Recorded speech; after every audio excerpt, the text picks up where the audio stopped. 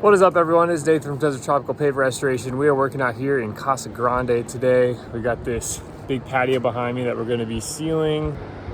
So we already got it all cleaned up, but these pavers look, I don't know how old they are, but it looks like they faded quite a bit. It looks like there was a, I don't know, rug or something right here.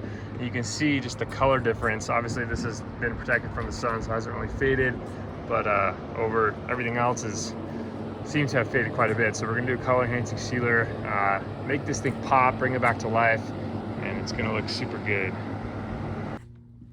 All right, so these pavers that we're working on today, they have, the tops is like kind of textured, so there's kind of like little ridges.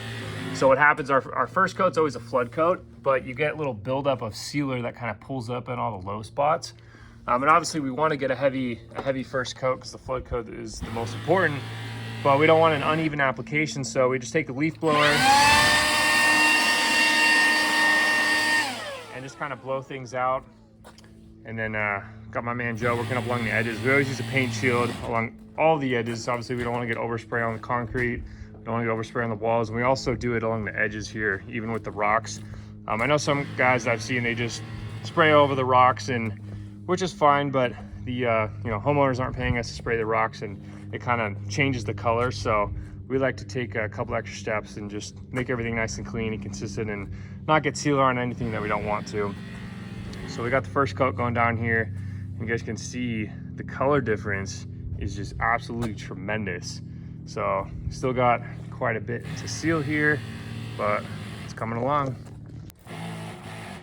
Second coat going down, just putting on the final touches. Gotta seal the deal. Nice, 2 heavy coats. That's how we roll.